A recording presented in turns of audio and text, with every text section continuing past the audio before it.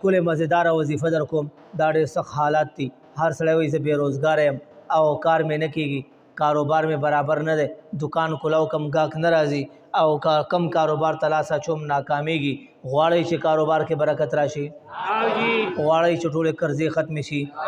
غواړئ چې بېروزګاري ختمه شي؟ دا غواړئ چې دکان کلاوي او الله پاک تا ته گاهک ښه ډېر راولي؟ دا غواړئ چې دا جیب دې هر وخت ډکي او دا غواړئ چې کور کې د خوشحالیانې او بختوري؟ نو بس بیا زمونږ استاد مفتی اعظم پاکستان مفتی محمد ظرف خان نور الله مرقده لوی شیخ الحدیث او شیخ التفسیر الله پاک دې قبر د انواراتو نه ډک کړي. هغوی به موږ ته فرمایل چې کم سړی ډېر تنګ دسته شي، کم سړی ته نوکري نه میلاویږي، کم سړی ته روزګار نه میلاویږي، کم سړی باندې ډېرې قرضې راشي، کم سړی د لوږې نه مړ کېږي او کم سړی زه سخت پریشانۍ، هغه د فرض موز جمع پابندي کوي. دا اول عمل د جمع به څه کوئ؟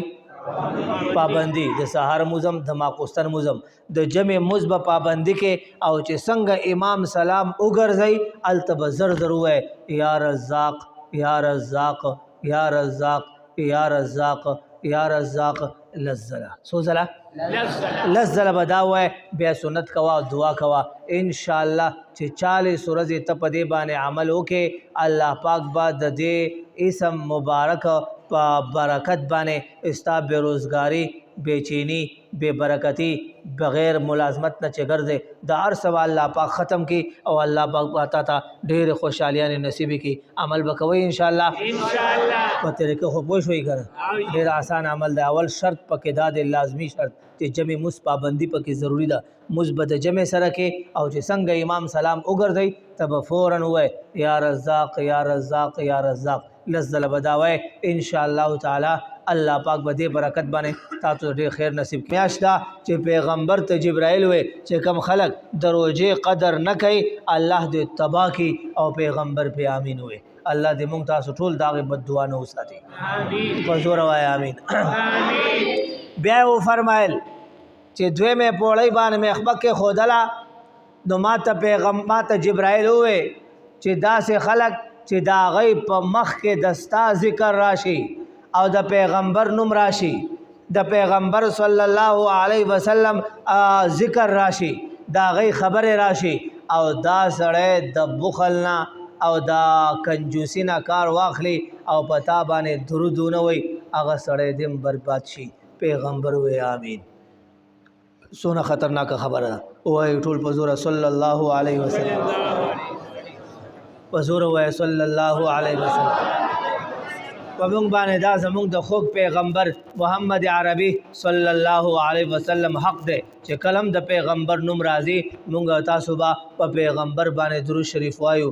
اوس په زوره ووایي صلی الله علیه وسلم. بیا یې وفرمایل چې کله په درېمې پوړۍ باندې ما خپه کېښودله او زه په درېمې پوړۍ باندې کېناستېدلم بیا جبرائیل ووی چې په داسې سړی چې هغه په خپل کور کې مور او پلار عمومي بزرګانې ضعیفانې د مشر عمرې یا په دې دواړو کې یو عمومي او د هغوی خدمت ونه کړي، احترام یې ونه کړي، ادب یې ونه کړي، عزت یې ونه کړي، خدمت یې ونه کړي، دا سړی دم الله تباه و برباد کړي. او پیغمبر ووی آمین.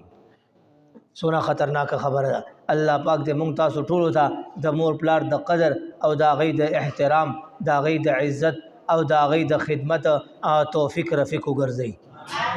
وایه آمین. په زوره وایه آمین. نو خلکو وګورئ دا رمضان المبارک ډیره بختوره، عالیشانه او بهترینه میاشت ده چې پیغمبر وایي کم سړی د روژې قدر نه کوي هغه دې برباد شي. د روژې قدر څه دی؟ د روژې قدر دا دی، د روژې احترام دا دی، د روژې تقاضه دا ده، د روژې عزت دا دی، د روژې پیغام دا دی او د روژې اعلان دا دی چې دا خپله ژبه بنده کا او په دې ژبې باندې اوبه مسکه، په دې خولې باندې روټۍ مه خوره. د سحر اذان نه والې تر ماښام اذانه پورې، د پریشمني نه والې تر مغرب پورې تا باندې دا 100 ګنټې د الله حکم لاګو دی. هغه څیز چې حلال دی، هغه سیس چې پاک دی، هغه سیس چې صفا دی، هغه سیس چې ستره دی، هغه سیس چې ستا ملکیت کې دی، هغه سیس چې ته مالک یې، هغه سیس چې ستا د خوراک دی. خو الله پاک وایي چې بس روژه راغه د پېشمني نه والې تر ماښام پورې به ته دا سیس خورې نه، خوراک به نه کې، څښاک به نه کې، نورې تقاضې د شریعت مطابق حلال تقاضې به نه پوره کې.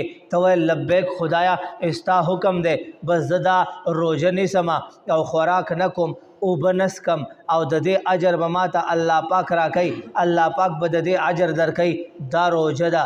راتله دې نه 2 میاشتې مخکې، 1 ورځ 2 ورځې هفته 3 هفتې مخکې نه، 2 میاشتې مخکې به پیغمبر صلی الله علیه وسلم دعا شروع کا، خدایا دا رجب میاشته، ورپسې د شعبان میاشته، خدایا هغې نه بعد به دا عظیمه لویه عالیشانه بختوره میاشت رمضان المبارک راځي، خدایا ما ورورسې، رجب کې برکت واچې، شعبان کې برکت واچې او د رمضان رحمتونه ما ته نصیب کې.